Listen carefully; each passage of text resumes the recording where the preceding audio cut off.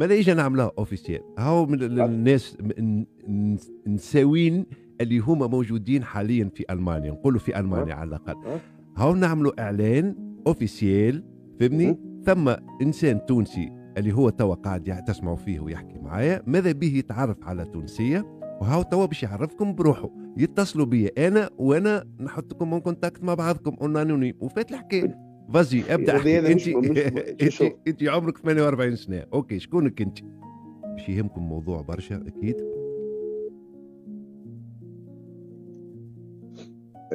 الو معك لايف عبد الحق راديو جاليه تونسيه بالمانيا، مرحبا بك سي مهدي. مرحبا بك، ما غير سي مهدي عادي او مهدوش عادي. مرحبا بك يا عبد. من حسن الاخلاق واحد نسيد الناس الكل انا. لا سيدنا ربي واحنا عباده. مهدي عادي والناس كله خيان في الغربه. من حسن اخلاق، بارك الله فيك. نحن توا لايف و باش حكينا شويه، باش حكينا شويه، ومن من الحاجات اللي حكينا فيها، نحن نعرفوا انه اكيد الجاليه التونسيه رجال ونساء، عندنا ظروف. والله توا جاني ميساج نجم نسمحه لك ان تحب، متاع مستمع اكتشف الراديو وفرحان برشا انه يحب يحكي. كتب لي والله، وكتب لي وبعث لي ميساج، هاتو نحطه اسمعوا معايا كانت نجم. فوالا لا الصوت ما خرج، اسمعوا معايا قول لي رايك.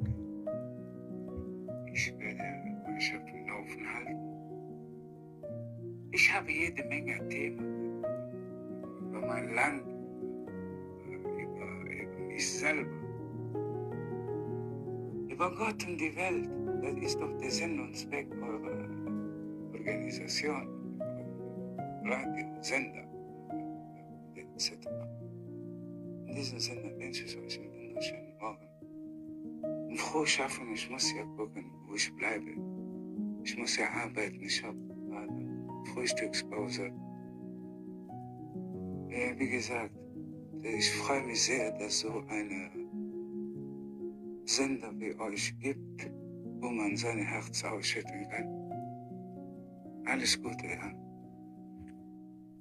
فهمت المحتوى؟ فهمت المحتوى، مشكور السيد وميرسي على الثقة الكبيرة والحلول اللي عطيتها للمستمع التونسي كسوا داخل أو خارج الوطن، باش أنه يستنجد بيك أو يقول هو حتى في الدين متاعنا يقول لك الشكر غير الله مذلة. من ساعة البشر سبحانه وتعالى كذيق به الدنيا ما يبقاش شكون يشكي، فهمتني ولا؟ تبدا عنده برشا حاجات في قلبه، فهمتني ولا يمر بظروف خايبة أو يمر بحاجات صارت له في حياته، وتلمو يحب الناس وتلمو حنين، ما يحباش كما صارت عليه، فهمتني ولا؟ يحب يفيد بها المستمع ولا يفيد بها ناس اخرين باش اللي يتعدى عليه معناها ما يتيحش في نفس الشراك اللي يتعدى به هو او في نفس المشكل اللي يتعدى به هو. وسي بيان انه فيه باس. أنا بالعكس انا نشجع المستمعين الكل والجاليه التونسيه او التوانسه في سواء معناها داخل او خارج الوطن، حتى داخل ارض الوطن راه ما فيه باس، حتى كي يتكلموا في المانيا ويعطيوا راهم ويقولوا ايش صار واش ما صارش. نجم يكون تونسي يتعرف على تونسيه في المانيا ويحب يعطي راي وشنو اللي صار له، كيما تبدا تونسيه تعيش في تونس وصرت لها كاف في المانيا مع تونسي، فهمتني ليه؟ دونك ما فيه باس. علاش ليش؟ المشكل الواحد اللي في قلبه يخرج هكا باش يفيد. هو المشكل في انه الواحد تلقاه كما قلت انت ما ينجمش ما يلقاش وين يخرج لفقدان. يمكن نحن توانسه مك تعرف 100,000 مفرقين تجاه على هذا سيد تونسي حكى بالالمان، انا مش مشكل يحكي بالتونسي بالالمان، المهم حكى وصل المعلومه انه يحب يحكي. باين منه انه عايش وحده متيقر بالضبط. بلغتنا التونسيه ولا الحوم الشعبيه متيقر مسكين. اي ومازال يخدم، وبين من صوته معناها مسن شوي، معناها قريب انا مازال في الخدمه كوا الوحده. الغربه سواء كان راجل ولا امراه مش باهي بالكل. هذا انا واحد من الناس من تو خويا نخمم بالحق نهار اخر كيفاش باش نعدي حياتي في بلاد غربه. يعني واحد عدى شطر عمره في الغربة، والاندماج يعني في تونس ولا صعيب، ولا على الأقل لفترة طويلة، لأنه واحد ينجم يعيش، العقلية تبدلت. أنا نلاحظها الحكاية ذي كي نهبط على جمعتين ولا 3 أورلوب يعني عطلة لتونس. يلزمك 3 أيام الأول ساعة. ابدا من الباساج بيتون وانت ماشي. باش نسخن شويه قصدك. ابدا من الباساج بيتون وانت ماشي، ساعه تنسى روحك اللي مازلت في الغربه. بالحق بالتصرفات. في ساعات واحد يوقف بحذايا يقول لي خويا انت منين؟ عادي عادي. كما قلنا راهو سبونتاني كل شيء نتكلموا فيه. المهم نرجعوا للسيد هذا ولا لب الموضوع اللي هو يربطنا بالموضوع اللي من الاول. واحد وحده في ألمانيا في الغربة، ويتمنى أن يكون عنده رفيق لحياته، أنه يلقى مع شكون يحكي، ولا يلقى مع شكون يبارتاجي معناها، ولا يتقاسم معاه الباهي والمر ولا الباهي والخايب. انت كيفاش تشوف الحكايه هذه؟ به شوف، هو ربي سبحانه وتعالى يقول وخلقناكم ذكرا وانثى لتعايشوا، معناها باش تعيشوا مع بعض. يكذب عليك في الدنيا هذه، هي سنه الحياه. راهو ربي خلقنا ذكر وانثى باش نجموا نعيشوا مع بعضنا. الراجل ما ينجمش يستغنى على الانثى، والانثى ما تنجمش تستغنى على الراجل في كل شيء، في المرض، في الفرح، في الحزن، في كل شيء من اللي تقوم لين ترقد وتعاود تقوم. سيكو تيا معناها عندك حاجه بارتاجي، فما اشتراك، فهمتني لين معناها تعيشوا انت والمراه كل يوم. ما ثماش هذا اذا كان ثم امراه، واذا كان ما ثماش امراه، اذا كان ما ثماش امراه يلزمك يكون عندك امراه. اذا كان ما عندكش امراه اكيد انا انت حتى تقول لي اذا كان ما ثماش امراه، هو حتى تو في تونس انا قاعد نبسس باش ندخلوا للموضوع. لا اي مش كيستيون، بس كلامك صحيح وفي بلاصتو. انت تو حتى في تونس تعيش وحدك، حتى لو تعيش وحدك تعيش وحدك معناها عندك فامي وتعيش وحدك، تبقى ديما مستحق الأقرب الناس ليك، الأمك، البنت خالتك، البنت عمتك، الولد خالك، الخوك، الأختك، فهمتني؟ فما حتى يبشر في الدنيا هذه يكذب عليك كان ينجم يعيش وحده. ما ثماش، هذيك هي سنة الله في خلق. ما تنجمش تخدم وحدك، أنت ما تنجمش. معناها أنت ما تنجمش تخدم وحدك، ما تنجمش تخدم وحدك. معناها كي نقول لك أنا ما تنجمش تخدم وحدك، حتى لو أنت عندك عطار باش يدخل لك كليون كل درجة ولا كل ربع ساعة. أيوة. دونك هذه معناها الحياة الاجتماعية اليوم خلقت باش نعيشوا مع بعضنا، ما تنجمش تعيش وحدك. تو الأصعب في تونس متفاهمين، عندك ديما تنجم تخرج، الطقس يكون باهي، ثم شميسة، تمشي القهوة، تعمل دورة، تقضي، تمشي المارشي، تنجم تعدي وقت. الوحدة لكن هوني تو في الغربة كيفاش يعدي الإنسان النهار نتاعو؟ أنا واحد من الناس وحيد وفريد وراضي بحال، أنا نعيش وحدي، ما عنديش مرأة في حياتي. عندي باش ما نكذبش عليك، كنت معرس بألمانيا ربي يبارك لها، تسكن تحت مني. وديجا حكيت لك قلت لك شنو كنت معرس بها وتسكن تحتك؟ اي كنت معرس بألمانيا وتسكن تحت مني، نعيشوا فردي موبل. متفاهمين يعني؟ اي ديجا قلت لك انا كنت مريض، معناها كنت مريض وهي تطلع تتفقدني ألمانية معناها، فهمت؟ وتطلع تتفقدني وتقيس لي سخانة، والبارح شريت لي الدواء. وكي كنت في الكلينيك، كي كنت انا عشت حاجتين البريود الاخرى باش تعرف، انا كنت ماخذ ألمانية قبل كنت ماخذ تونسية، فهمتني؟ شو ايش نقول لك، فما بروفيرب يعجبني برشا، مثال تونسي يعجبني، مثال عربي هو مش تونسي، يقول لك من كان في نعمة ولم يشكر يخرج منها ولم يشعر، يخرج منها ولم يشعر. شوف راهو حتى سيباراسيون كوبل راهو مش مبني على واحد برك، مبني على زوز. معناها انا شو قلت لك الاكس نتاعي تحت مني كانت كل يوم تجيني للكلينيك تبدل لي، تجيب لي حوايج جدد، فهمتني ولا؟ والاكس نتاعي بالصدفه معناها تونسيه، معناها ظهر تخدم في الكلينيك هذاك، فهمتني؟ دونك تورتي نهار من نهار تجيب لي الماكله، دونك حتى لو ما كتبش المكتوب اليوم بينك وبين انسانه، ديما خلي بلاصتك كنذيبه. هذه نصيحتي للتوانسه الكل، كسوا مراه ولا راجل، وراه ديما نتكلم باسم الزوز، مراه ولا راجل. حتى لو ما كتبش المكتوب بينك وبين اي انسان او انسانه، خلي ديما بلاصتك كنذيبه. بالتونسي عندنا احنا نقولوها افرش تبقى ما تتغطى. واللي وفما مثال اخر نحبه برشا، اللي خذالك خبالك. وعندي مثال اخر زاد يعجبني، يا تشد في المشوم اللي يجيك ما اشوم. هاني قلت لك عاد انا ذكرته بركه مش هي خاطري. لا ها بالليل شد مشومك اللي يجي ما اشوم منه. ما تتقالش على العلاقات الزوجيه، بالحق ما تتقالش. انا واحد من الناس نشوفها ما تتقالش، خاطر يجي نقول لك شوف راهو اذا كان كوبل ما تفهموش. انا ما نكذبش عليك، كنت اونسيان انيماتور في راديو. انا جو مابيل تري بيان لو جور نهار اللي سمعت انه تونس ولات الاولى عربيا في الطلاق والرابعه عالميا، ودخلت باش نعمل ايميسيون على الطلاق، وكان معناها بحضور محامين وكذا ومعناها وطب نفسيين. فتبقى المشكله راهو مش من الراجل ولا من المراه، راهو من الزوج. وتو ندخلوا نحكيو فيه بشويه وعليش وكيفاش، فهمت؟ دونك كيش نقول لك، وياك تلوم على المراه وياك تلوم على الرجل. راهو كان تلقى جوز معناها بعدوا على بعضهم او تفارقوا، راهو من المراه ومن الراجل. باهي هذا رايك. انا مانيش معاك، لانه حسب تجارب وحسب زاد ثم ديما سبب سواء كان راجل ولا امراه، لكن هذا ما يمنعش انه راهم الزوز زاد هما انا وقتاش نشوفها الزوز متسبين في كارثه، خاطرهم هما الزوز بيان سور. لكن الاسباب ينجم يكون الطرف هذا هو متسبب، واللي يكون الطرف هذا المتسبب. هذا معناها بحب الله حويجه بركه. ما تطلبونيش على الرقم هذاك، لانه توا ديجا نحكي به. عايشكم ثم شكون اللي طلبني قلت سامحني علقت عليه، فهمني. ونحب نسلم على جماعه اللي معانا سيدي رضا. نقرا لك انا التعليق مثالي شويه. انا كيفك خرجت من نعمه، يقول رضا. عندنا جماعه الكل قاعده بركه تتفرج، مش قاعده تعلق باهي، ما عليناش. لذا نفهموا من الكلام. سيدي رضا حكيت معك قبل، راهو ريتريتي وقاعد في المانيا، معناه يعيش في المانيا.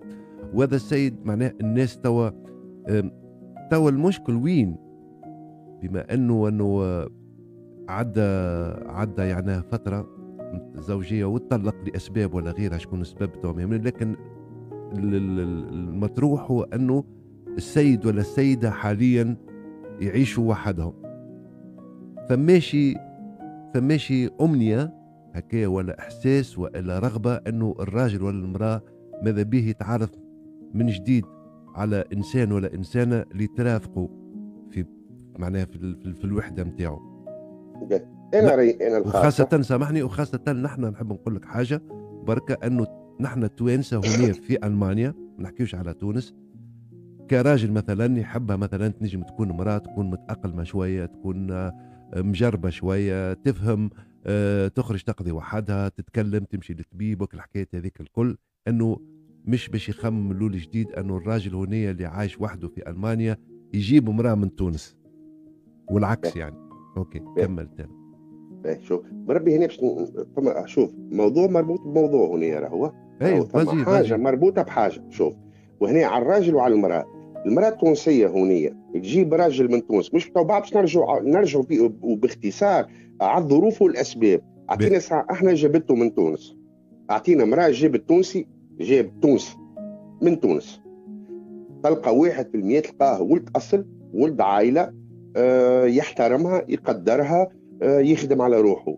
اللي انا معناها انا جو مابيل تري بيان، معناها ثم برشا كيما انت ربي يبارك لك والله يرحم والديك، انه برشا ناس حلت لك معناها قلبها وحكيت لك.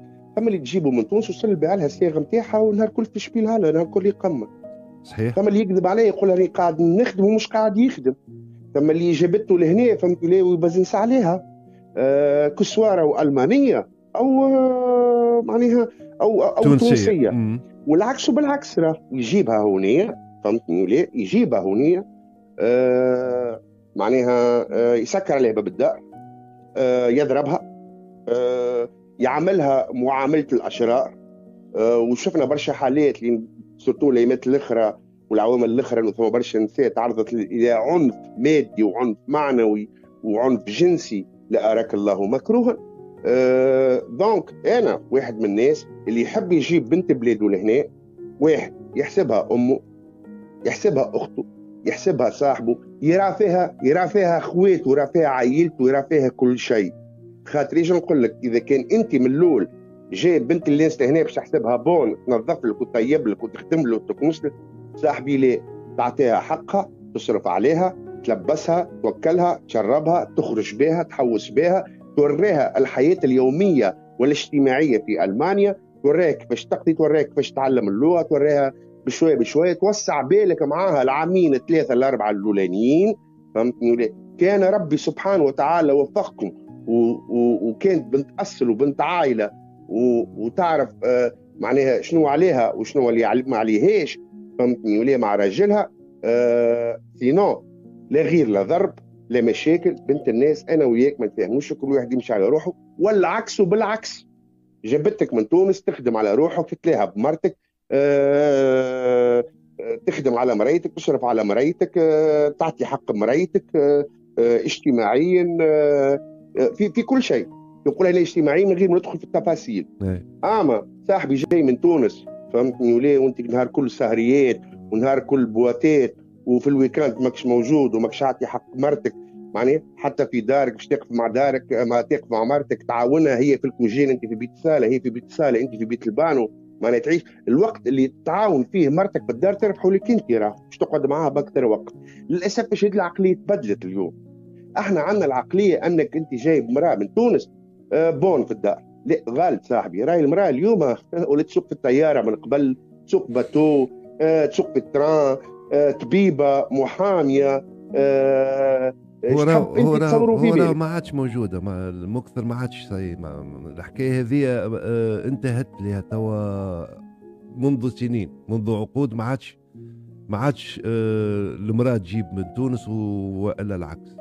لا مازال اخر مره مازالت كي جابته من تونس مع للاسف الشديد عدى العام الاول مريقل، العام الثاني مريقل، العام الثالث مريقل، خذا ورقاته ولا سهريات ولا بواتات ولا شراب ولا حمار. يعرفوا انه القانون بعد 3 سنين تنجم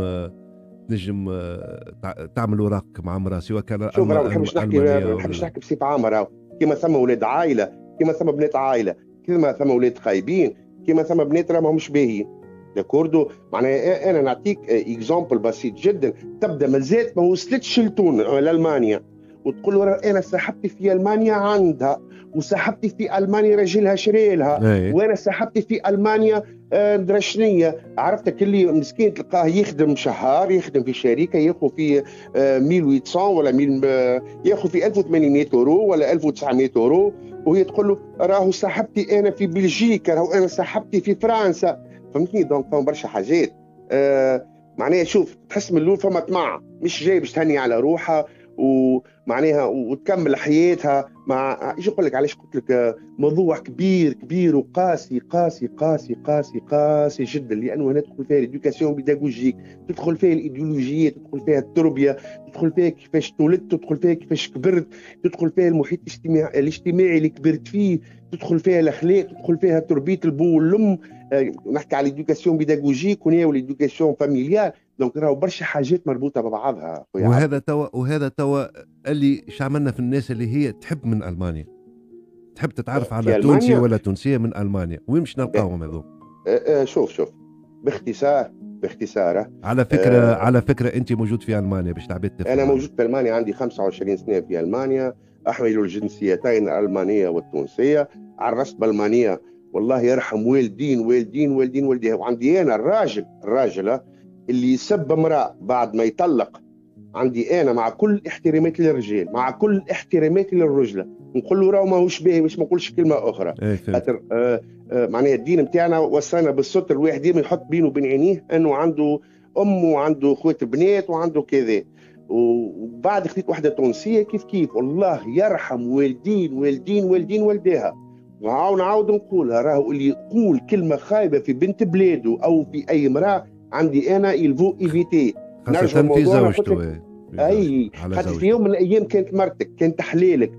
شنو اللي صار ما بيناتكم؟ خليه ما بيناتكم، حتى لو هي قال فيك كلام خايب قل لها ربي يهديك، ما يسالش قل لها ربي يهديك. وتو نرجعوا للحكايه ايش عملنا في اللي هو عايش في المانيا، ونحن في مدامنا في المانيا نحكيو على المانيا. دونك وين مشي يلقاها المراه الراجل كي يبدا وحده، ما نحكيوش على شاب صغير ولا يعني خلط لي عمر معين كما كنا نسمع في السيد وحده يحب يحكي معناها ماذا به يتعرف على تونسية باش يتونس بها يتعرف عليها. اول حاجه الساعه القول في الصدق، مش من الاول تبدا تتكلم عليها وتكذب عليها. وديما نعاود ارجع هونيه كيف راهو ما نتصورش في العمر هذا مازال واحد يحب يكذب ولا مازال.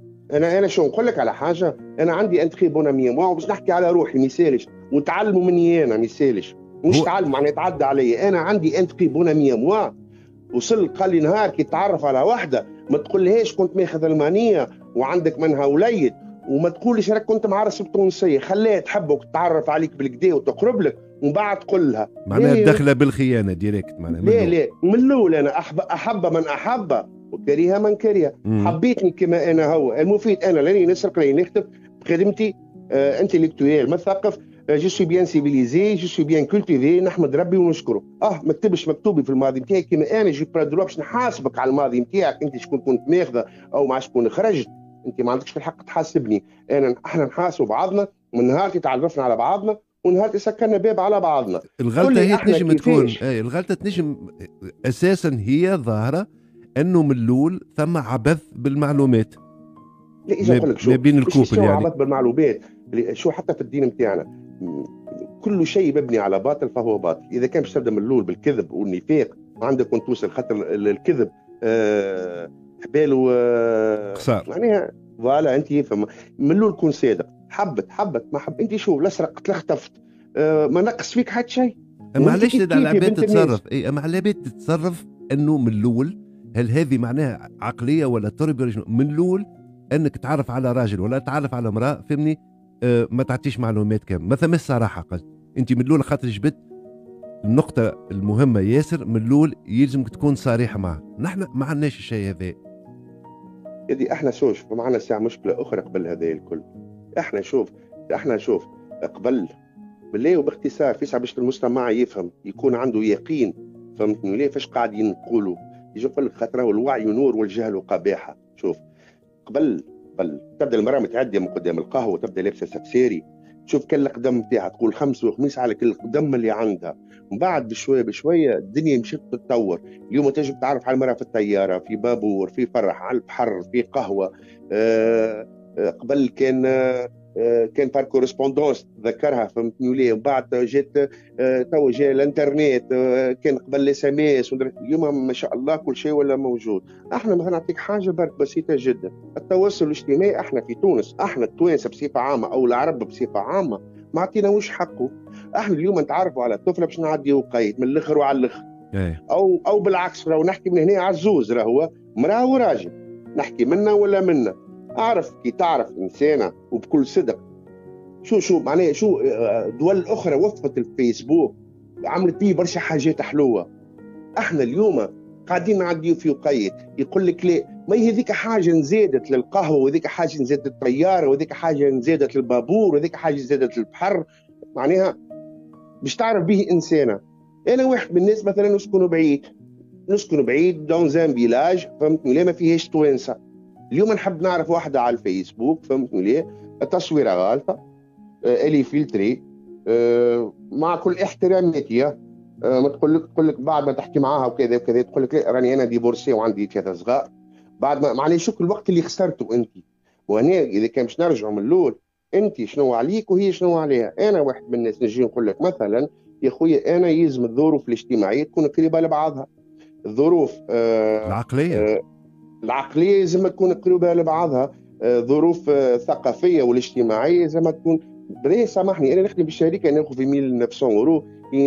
شوف انا خاطر عشته وما نحبش نحكي عليه انا عشت.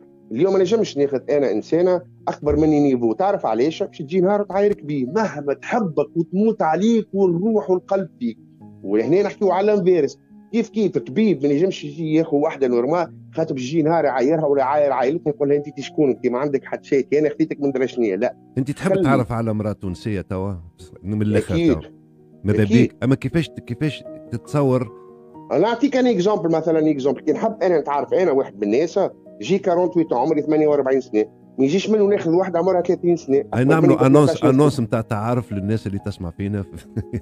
والله العظيم مش نقول لك شوف علاش ليه، والله انا نفرح كان انت توصل نهار تعمل بالعكس انك تعاون وتربح الخير، معناها تربح دعاء الخير اللي حب انت ما عندك حتى اي دخل بريتو. اما شوف خلي مني انا نعطيك انا اكزومبل. انا عندي 48 سنه جي 48 ايش بين اختون لا استنى يلزمني نقاطعك خاطر هكاك باش ماذا يجي نعملها اوفيسيال. هاو من الناس نساوين اللي هما موجودين حاليا في المانيا، نقولوا في المانيا على الاقل، هاو نعملوا اعلان اوفيسيال فهمني. ثم انسان تونسي اللي هو توا قاعد تسمعوا فيه ويحكي معايا ماذا به يتعرف على تونسيه، وهاو توا باش يعرفكم بروحه. يتصلوا بي انا وانا نحطكم اون كونتاكت مع بعضكم اونانوني وفات الحكايه. فازي ابدا احكي. انت عمرك 48 سنه، اوكي شكونك انت؟ انا انسان، انا مواطن تونسي نعيش في المانيا. عرفت برشا نساء في حياتي، فما اللي نجحت معاهم وثم اللي ما نجحتش معاهم، ونعاود نرجع ونقول هنا راهي غلطه نتاع زوز، فهمتني؟ اما انا باش نقول حاجه برك. باهي اوكي انا جي 48 نخدم في شركه معناها تسعى للقطاع نتاع الكراهب. كنت معرس بالمانيه وكنت معرس تونسيه وعندي ولدي عمره 23 سنه. كيفاش تحب تكون المراه هذه؟ لا ايش نقول لك، مش كيفاش نحبها، راهو مش لا مش كيفاش مش نحكي على زين ولا على كل شيء، معناها لا زين في القلب والاخلاق. لا يعطيك الصحه. فهمني على الاقل واحد عنده كيما نقولوا حاجات فافوري ماذا به، معناها هي تكون يعني تنجم تقول سبورتيفة، تنجم تقول تخدم نتعرف ملول، هذاك تو يجي من بعد الكلام هذاك باش ما يغلطوش نفس العباد، باش العباد تفهمنا بالصحيح وبالغلط، وديما نحكي على الراجل وعلى المراه. نحكي عليك انت انا تو اخويا. شوف اول حاجه لازم يكون التقارب في السن، مش تنجم تجي انت تو عمرك 48 تاخذ واحده عمرها 30. اجي نقول لك 30 انت عمرك 48 10 سنين اخرين دخلت لل60 هي مازالت تحب تعيش شبابها. يعني شبيت نجم تتلهب بيك خير هكاك وقتها. ليه عاد سامحني صاحبي، علاش قلت لك انا ما عادش نحب جي با اون فيديو ديفورسي، ما عادش نحب نطلق. انا سي معناها انا تويك في اج ما عادش تسمح لي باش نطلق. معناها هي حاجه ميزه اللي انا قلت عليها. انت ماذا بيك معناها شنو تو كي تطلبك واحده عمرها 30 سنه تحب تتعرف عليك ترفض؟ نرفض هاي بيان سور. اوكي انا تعرفش علاش نرفض؟ يعني هنا ليه نظلمها لهنا؟ عندها حقوقها شرعيا. نهار اخر انا نهار اخر 20 سنه اخرين عمري 68 سنه ولا 70 سنه. لكن ما بين 30 و 48 ما تسميش برشا يعني. لا ما تسميش برشا. شوف الواحد يحب لازم يكون واقعي شويه. il faut pas exagérer، ما يلزموش يبالغ، ما نموسنيش شو خايب. لا ماهوش مبالغه، معناها علاش لا تنجم المراه تطيح قبل الراجل وهي اصغر منه موجوده زي لا انا واحد، ما انت تو سالتني انا رايي الشخصي اكيد هكا ولا؟ اوكي فازي. باش ما نظلمش بنت الناس، انا ما يساعدنيش مثلا عن تجربه وشفتها معناها بعينيا، انا ما يساعدنيش مثلا باش ناخذ واحده بصغارها. قول لي علاش؟ نقول لك علاش. باللي باش تحاول تعطيه ليدوكاسيون بيداغوجيك، انك تحسه مش تحسه، خاطر هذيك طبيعتي انا وكاركتيري، انك انت البو، انك انت تخدم عليه تشرف عليه تقفوا معاه تعاونوا. نهار اللي يغلط تقول له هكا ما يجيش وهكا ما يجيش، تقول لك ستوب يقول لك سامحني راك ماكش بابا انت باش تحكي معايا هكا، فهمتني ولا؟ دونك شوف امبوسيبل علاقه باش تنجح، امبوسيبل مره واثنين وثلاثه، تعدي المره الاولى تعدي المره الثانيه مش معناها عن كره، لا بالعكس ما تنجحش. تعرف وقتاش تنجح العلاقه هذيك؟ كي تبدا المراه عندها صغار والراجل عنده صغار ويعيشوا مع بعضهم، دونك يمكن تنجح، ما نصورها ما تنجحش، فهمتني؟ اللهم بالحق يكون من عائلتها وهي عندها وسع بال برشا برشا برشا برشا برشا برشا، وهو يكون عنده وسع بال برشا، حتى باللي يكون يحبها وتحبه وتموت عليه. باهي باش نكونوا متفاهمين، هذه رايك انت. نعرف انا عائلات من نوع هذوما ماخذين راجل ماخذ امراه عندها صغيرات ومتفاهمين بالكدا، باش نكونوا واضحين. هذا انت وربي هناهم وربي يعطيهم الوقت الطيب وندعي له ليل ونهار، ونقول له انت السيد هذا، نقول له ربي يبارك لي فيك وفي اخلاقك، راهو هذيك حسنات رب معناها باش تحاسب بها نهار اخر عند ربي في الجنه. صح، باش نوضحوا باش العباد ما تخافش. يرحم والديك. انا قلت لك نحكي على روحي. فهمتني ولا؟ ثقافيا واجتماعيا يلزمهم نكونوا قراب لبعض بالحق، ثقافيا واجتماعيا معناها وايديولوجيا يلزمهم يكونوا قراب لبعضهم، معناها في التفكير، في سورتو التفكير الحياتي اليومي. فهمتني؟ بما دينكت تاجلش في بس موسكي ماخت فيها شنو لازم يتعمل كل يوم. فهمتني؟ ليه لازم يكونوا قراب لبعضهم. حاجه اخرى، وانا مش باش نحكي على الجهويات باش العباد ما تفهمنيش بالغلط. شوف، حتى معناها خاطر ايش نقول لك، شوف تنجم تاخذ واحده من الجنوب التونسي تفكيرك ما يركبش مع تفكير واحد من مثلا معناها من جهه اخرى، او بالعكس. فهمتني؟ دونك حتى التفكير العائلي لازم يكون قريب لبعضه. انا ما نتصورش في المانيا نهار اخر تمشي تمشي معاها لعائلتها تقول لك لا سامحني ما تضحكش قدام بابا، لا ما تلبسش شلاكه راهم عيب عنا نحن.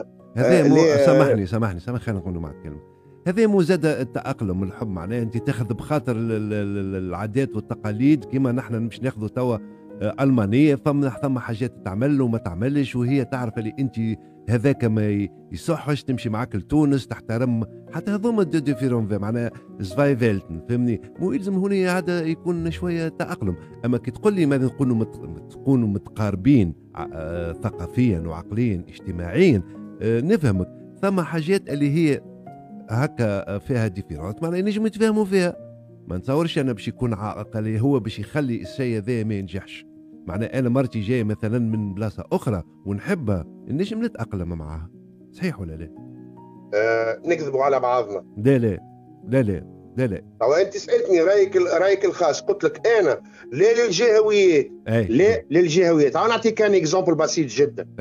نعطيك باش نحكي لك بالانفيرس. تو انت خذيت واحده من تونس العاصمه اوبن مايند، او من بنزرت او من قليبيا او من اي بلاصه اخرى، اوبن مايند اوبن مايند. تلبس لك الميكرو، تلبس لك الميني، تحب الفونت، تدير عريان كذا. يا خويا هبط بها انت للجنوب التونسي او هبط بها لاي بلاصه اخرى وين عائلتها ما تحبش الشيء هذا. شو عملنا نحن؟ هي تتاقلم. من يقول لك يا دي تقول لك انا هذه حريتي الشخصيه ايش تعمل لها. انا نعطيك انا اكزامبل اخر. يا خويا حبت تهبط تعوم في البحر، تقول لك لا يا خويا سامحني انا نعوم كانوا بدو بياس ما يساعدنيش، هذيك عائلتك انت حر فيها ما تجيبهمش يعوموا معانا. شو عملنا يا سيدي؟ خرجت مشيتوا الفرح بشر من العائله، بشر من العائله. تقول لك يا خويا انا نحب نلبس ديكولتي، نحب نعمل كذا نحب نعمل كذا، انا حر. شو عملنا نحن؟ جاب منه رب من هنا المليح. توليش عاركه بين العائلات، توليش هو يحب يلزم يرضي عائلته ويلزم ترضيه. خلي شو نقول لك، خلي التفكير الاجتماعي والعائلي يكون قريب لبعضه. انا ننصح وهو كل واحد حر، كل واحد حر. انا نهار اخر نحب نعوم بمرتي، نحب نمشي نعوم انا ومرتي، اوكي يا خويا انا ويا وحد تلبس دو بياس، مرتي معايا وحدنا. تعمل شنو تحب، تبدا مع العائله يلزمها تحترم روحها. مثلا انا تفكيري هكا. خويا تقول لك ليه ما يساعدنيش انا خويا انا حر، انا جو في اون المانيا ما يساعدنيش. ايش بيك انت يا عبدو تحكي هكا؟ يسيبنا عادي يا عبدو. وثم توا الشيء هذا موجود. او كيف راهو الانفيرس. هي تهبطوا كل راهو ما يجيش هكا قدام عائلتي وكذا، حتى نرجعوا كذا يقول لها لا يا خويا انا نحب نعمل جوجبير تحكم. انت تجي بيك تحكي هكا. يجي نقول لك كيف لا سا باس با، ما تركبش ما يركبش. تبدا يبدا شيء قريب لبعضه. اقسمت برب الله لا يفرقهم حتى شيء ما يفرقهم كالموت. انا ناكد لك الشيء هذا على خاطر جيت انا اونسيان انيماتور وعديت الحكايه هذه وصار الشيء هذا وقاعد نشوف فيه الشيء هذا وموجود حتى هنا في المانيا. المشكله انه ما نتصورش انا معناها تو واحد باش نحكيو على انه واحد يحب يتعرف على واحده من تونس، نحكيو تو على امراه يودي تعيش هونية، نحكي لك انا تعيش هونية، تعيش في المانيا. والله باش نقول لك على حاجه، شفت لي ما تقولي في المانيا، قسمت برب الله العظيم، قسمت برب الله، ربك يحلف يقول وعزتي وجلالي وعزة دين الله ثلاث، مش ما نظلمش، خاطر انا عندي اخواتي تعيش في تونس وعندي فاميلتي وعندي عائلتي، فما برشا كي نقول لك انا بنسبه 90% من البنات التوانسه نتاعنا اللي يعيشوا في اوروبا وشرطوا في المانيا، اقسم في لبستهم محترمين اكثر من الالمان هنا وفي تونس. نأكد لك أنا عندنا برشا بنات أصول، عندنا برشا بنات متربين هوني في ألمانيا متخلقين، يخافوا ربي، يلوجوا على ولد الحلال، تحب تستقر، تحب تعمل عائلة، تحب راجل بالحق يهناها إلى يوم الدين. موجود يوناسي موجودين. أما صاحبي ابكي على شو أذواق. ثم رجال راهو تحب نساهم يشوفوا نساهم لابسين هكاك، ما نسميوهمش غير اخلاقيين لان ما عندناش. ويعطيك الصحه، امورهم كل واحد حر. يعطيك الصحه، هذا اللي حبيت نقوله. نرجع لكلامي انا، شفتك رجعت لكلامي انا حر. اي رجعت لكلامي انا، شفت درت رجعت لكلامي حر، انت حر. انا ايش حبيت نفس باش الواحد ما يفهمش بالغلط، قلت لك ثم برشا ناس وثم برشا رجال يحبوا يشوفوا نساهم هكاك، دونك ما ندخلوش فيهم، هما احرار. هذه اللي اما الراي نتاعك انت تحكي على رايك انت الشخصي، فهمني، وكيفاش معناها تنجم تكون الرفيقه هذه في الوقت هذا. على الاقل ثم هكا شروط تنجم تكون مناسبه، تتناسق مع بعضها اجتماعيا ثقافيا الى اخره، بكامل باش واحد يفهم الفكره نتاعك. الفكره نتاعي انا كيما تتمناها اي مرأة ويتمناها اي راجل، سي بنت عائله وتخاف فيها ربي، نتفاعلوا شويه، بنت أصل وبنت عائله وتخاف فيها ربي، وانا نخاف فيها ربي. علاش قلت لك سيري سي بروك، راه سيري ذا سي بروك. دقيقه برك، اسمعني برك. سيري ذا يقول تكون بنت اصل، البنت الاصل. انا حكيت فيها الحكايه هذه مره. شنو هي معايير بنت الاصل بالله؟ بنت الاصل عندي انا معناها ايش يقصد بالبنت الاصل يعني؟ بنت الاصل كان تفهم وانت انا ما نفهمش. خلينا نفسر برشا عباد ايش معناها بنت الاصل. اخف على الكلمه الاخرانيه انت. الاصل اي شنو الاصل ساعه؟ الاصل هو ابوها وامها. ايش معناها؟ ابوها وامك معناها اذا كان ابوها وامها ربوها تربيه صحيحه، تحترم رجلها. شنو هي التربيه صحيحه بالضبط؟ تربيه صحيحه مثال نعملوا روحنا نحن، واحد ما يحب يفهم عقليتنا نحن شنو كيفاش نخمم. اكزامبل بسيط جدا، اذا كان تلقى بنت الاصل عمرها ما هزت عينيها في عين امها وعين بوها وعين اخواتها، ناكد لك انها اخر ما تنجمش تهز عينها في عين راجلها. ايش معناها تهز هنا؟ ايش معناها؟ تهز عينها معناها كي بوها وامها ينصحوها نصيحه اللي بالعكس معناها في مصلحتها، مش ما اكثر من مصلحتها، خاطر ما ثم حتى هو صغير، هو صغير الولد كي تجرحه والطفل كي تجرح البو كبت وتوجعه من داخل. خلي باش ينصح بالله. اسمعني باش نقول لها على الحكايه هذه، سامحني، كي يقول لها راهو هكا عيب وهكا يجي وهكا ما يجيش، وراهو هكا باهي وهكا باهي وهكا، انا نعطيك الطريق الخايب ونعطيك الطريق الباهي، اختار انت. ترى انت شو تختار؟ ما شوف انا اللي رباه لي بابا. معناها استنى ممكن تبدا تزرب، ما نخلطش عليك، فهمني، تهرب بيا. معناها تو معناها هوني في جاري الماني، فهمني، عندي ولاد صغيرات، فهمني، يسمعوا كلامه، اللي يقول بوه يعملوه، اللي البنات يعملوه، انت ما تلبسش هكاكا، انت ما هذو نسميهم زاده بنات عائله وبنات اصل. نجموا ما سمعتكش، عاود لي، ما سمعتكش. قلت لك هنا جيراني المان عندهم وليدات صغار، ولي بنات 13 14 وكل شيء، يسمعوا كلام بوهم، يعني بوهم يقول اللي قلت تقوم امه اي لا ينصحوهم يوجهوا فيهم. برشا عائلات من النوع نسميهم ناس اصل، يعني بنات اصل. يعني شوف عبدو، انت هنا دخلت بيا ودخلت بروحك في سجو اخر. ايش نقول لك؟ راهو ايش نقول لك؟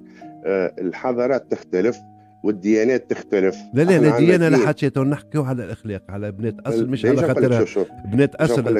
احنا الدين ساعه، الدين نتاعنا، احنا الدين نتاعنا ساعه مبني اول حاجه، خلي الديانه مش حكايه الديانه، الاخلاق نحكيو على الاخلاق. انت ما دامش جبت لي قلت لي ما تهزش عينها في عين امها ولا ابوها، معناها لان تسمع الكلام يوجهوها بالنصائح. نعطيك سكوب انا تو، هات اللي تحب.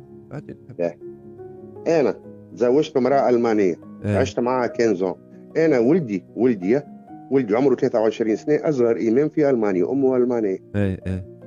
يعني انا ولدي ربيته تربيه صالحه. اللي يعطاه لي بابا، شفت هاو نرجعوا للاصل، اللي يعطاه لي بابا شعطاني نحترم غيري، ما نهزش عيني في عين بابا، ما نهزش عيني في عين امي، ما نعيطش على امي، ما نود امي كان بالكلمه الطيبه بالكلمه الحلوه، حتى لو امي تعيط عليا نطبس راسي، حتى لو امي غلطت في حقي هذيك امي، فهمتي؟ حتى ما رضاء الله الا برضاء الوالدين، ولا تقل لهما اف ولا تنهرهما، بل قل لهما قولا كريما، وقل ربي ارحمهما كما ربياني صغيرا. شو نقول لك، شوف لو اني غلطت في الصوره، خاطر من بعد تو تشوف في الايه يا ربي شوف مفهوم المعنى ومعنى اي المفهوم. المعنى شوف، اللي يعطاه لي انا بابا هذيك امانه عطيتها لولدي يكمل يعطيها لاولاده.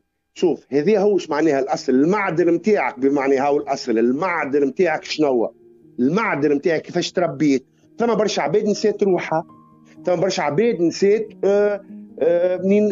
شوف، ثم برشا عباد نسيت اصلها وفصلها، ونكرت في عائلات ونكرت في باها وفي امها، تقول لك انا، يقول لك انا جو فيفر ما بي تيل كيلي.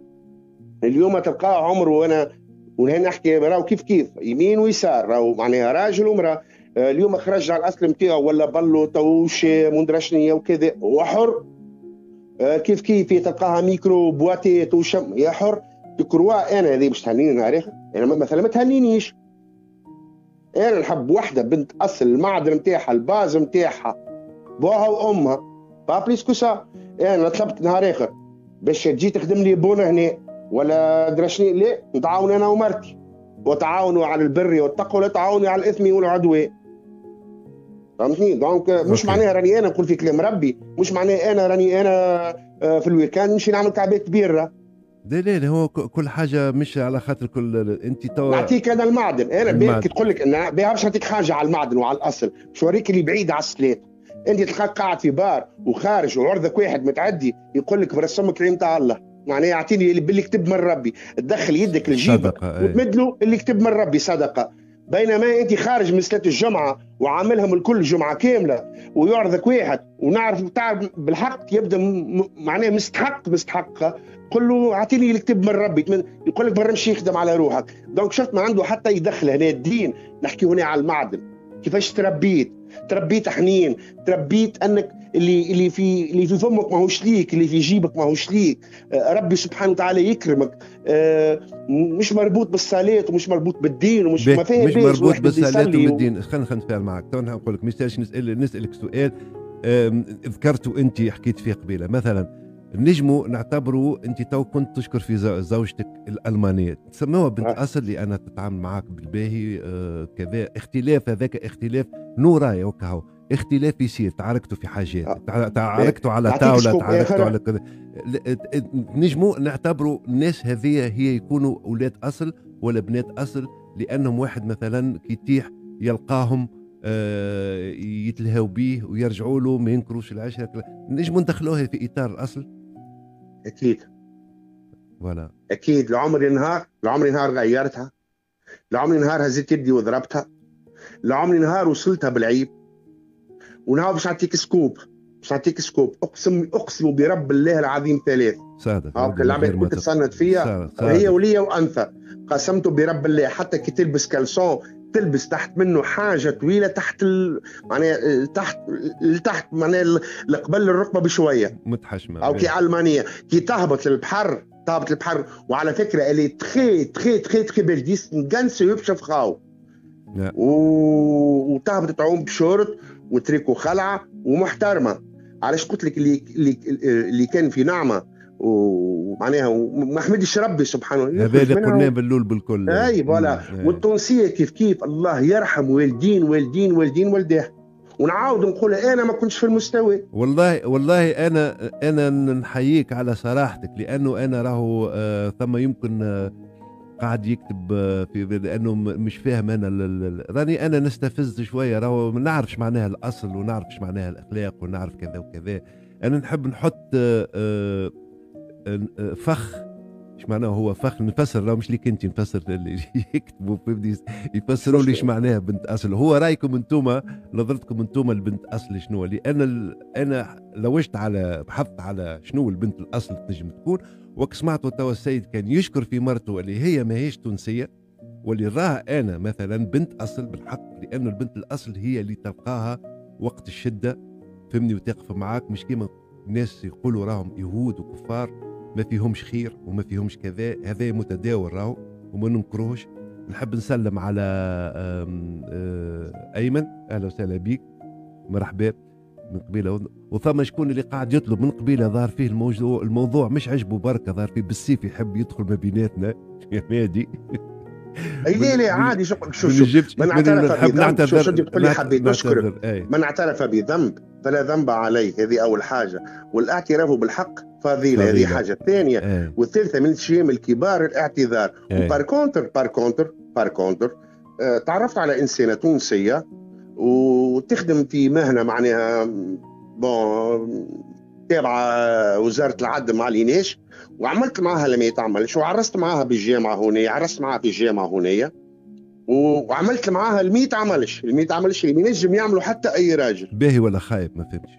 اللي عملته معها انا يشهد علي ربي سبحانه وتعالى، ونعاود نرجع ونقول لك رد بالك، عملت حاجه بالباهي ولا بالخايب خليها لربي سبحانه وتعالى. ومع ذاك الكل نرجع للموضوع، عندها زوج صغيرات فهمتني. ولا نهار اللي حبيت الربي، نهار اللي حبيت نقول ليه ما يجيش وهكا ما يجيش وهكا يجي وهكا يجي وهكا يجي، لقيت صد. لقيت صد قال لي سامحني انت ماكش بابا. وغزرتني بنتها بعد ما كبرت وربيت على يدي 3 ولا 4 سنين، غزرت لي سامحني قالت لي انا بابا مازال حي. دونك هنا يعني ما فهمناش علاش باش نقدموا انكار الجميع. اي لا فهمش علاش باش نقدموا هنا. ربي يعطيها الوقت الطيب، ربي يبارك لها في وليداتها الزوز. دونك وجاب ربي معناها ما عرستش واحد، ما عرستش اداريا فهمتني ليه. خاطر الواحد ما يحبش يعمل الحرام. فوالا وقفت غاديكا. اليوم انا جو تو سول، لوج على بنيه في عمري انا، قريبه لعمري انا، تخاف فيها ربي نخاف فيها ربي، نحترمها تحترمني، ونبارتاج كل شيء مع بعضنا في الدار، في حياتنا الخاصه، كل شويه تخدم انا نخدم. فوالا وكهو لابيس با كونتينيي وكهو زعما الحياه تكمل هكاك وكهو. ان شاء الله الناس الكل عطونا هذا التسجيل باش يقعد بودكاست. دونك نحن حبينا الاتصال اللي عنده اهميه من النساء ومعنا هنا في المانيا يتصل بنا. وعلى فكره اللي يحب ينتقدني ولا يقول فيه كلمه والله العظيم صدقني ما يقلقنيش عادي، لانه الكريتيك باهي راهو. ما قلناش حاجات، اما انا هاني قلت لك انا اعترفت. انا جيب لي راجل يطلع في اللايف ويعترف يقول راني غلطت في حق مرتي عندنا رضا او في حق صعيب معناها، ولا امراه تقول لك راني انا غلطت في حق الانسان هذاك. بس يعطيك الصحه. دونك هذيك لا انا نعترف اني انا غلطت في حق الالمانيه وغلطت في حق التونسيه، وان شاء الله ربي سامحني ويغفر لي. فوالا وكان لي درس في حياتي كيما نقول لك شد مشومك خير ما هيش صحيحه، خاطر كانوا باهيين معايا. الكلمه الاخرى تبديل السروج في راحه راهي غالطه، ماهوش مثل نتاعنا. فوالا اليوم قاعد نتعاقب ان شاء الله ربي يطيح بينا راخر ان فيها لاوتور. تعوضني وتقول لي يا مهدي حتى انا اللي تعدى عليا كيف اليوم صفحه جديده في حياتك. فوالا يا با ما فماش علاش، وهذيك الحياه والحياه لازم تكون تستمر. عايشك وربي يعطيك الصحه والعافيه. لا معليش اني انا سريع، وش خاص الناس الكل كان تخرج وتتكلم هكا معناها بصراحه، وتتكلم زاده اللي في قلبها تخرجوا وتقولوا معاكم عبد الحق راديو جاليه التونسيه. انا قلت معناها تنجم توصل صوتك الا بصوتك هذا، تنجموا تبعثوا لي ميساج نتاعكم على الواتساب، ما يدومش عايشكم 3 دقائق. قولوا اللي تحبوا عليه، اسالوا اللي تحبوا عليه، وانا تو ننشروا. شنو اللي تحب تضيف حبيبي؟ نحن وصلنا تو عملنا ساعه. هاي شفت الوقت يجري والعمر خساره باش تعرف هذه ساعه. انا من خلالك انت وعلى امواج وعلى لي زون دو راديو الجاليه تونسيه في المانيا، ربي يبارك لي فيك خويا عبد الحق، الله يرحم والديك، ونشد واعد ان شاء الله ربي يوفقك، ان شاء الله ربي بالحق تعمل برشا افاق، ان شاء الله ربي تلقى معناها استثمار كبير من القنصليات او من السفاره التونسيه او كذا باش توسع المشروع نتاعك، او تلقى بالحق ديزانيماتور او منشطين او منشطات معناها يدخل عند ديزانيماتريس فهمتني ولا يدخلوا كذا كذا كذا كذا، وكل واحد ياخذ سوجي، كل واحد وتعمل استوديو وحلو مزيان برشا، والفكره تكبر وتقدم الاضافه للمجتمع التونسي سواء داخل ارض الوطن او خارج ارض الوطن في المواضيع الكل، للطلبه للعمله للي ستاجير اللي يعملوا سبيلدون، كل شيء اما يكون في نطاق الصدق والاحترام ان شاء الله. وبارك الله فيك ومعرفه طيبه، وان شاء الله تكون. وعلى فكره نحب نعمل ديديكاس بالليل خويا وليد نحب نعمل له وليد يعرف روحه والمكشخ اللي يحب الاسبيرونس برشا والتحمل، نحب نشكره برشا برشا برشا. خويا الطالب زاد كيف نحب نعمل له ديديكاس ونقول له ميرسي بوكو. وليد كيف نحب نشكر العباد اللي تحبني، نحب نشكر العباد اللي تكرهني، ونحب نشكر العباد اللي ما تحبنيش وما تكرهنيش، ونحب نشكر العباد اللي تحبني والكل نحب نشكرهم. وربي يطيح بينا ما خير منا. وميرسي بوكو، جو سوي غافي بالحق غافي اللي اليوم حكيت معاك وعديت لي صوتي وعديت لي فكرتي، ونحبكم برشا، وربي يعطينا على قد قلوب الطيبة، وربي يبقى علينا الستر ليوم الستر. زي جود فين دانك، بارك الله فيك، نهارك زين. ما عندي حتى يمزي، ما عندي حتى يمزي. بسلامة. سلامة.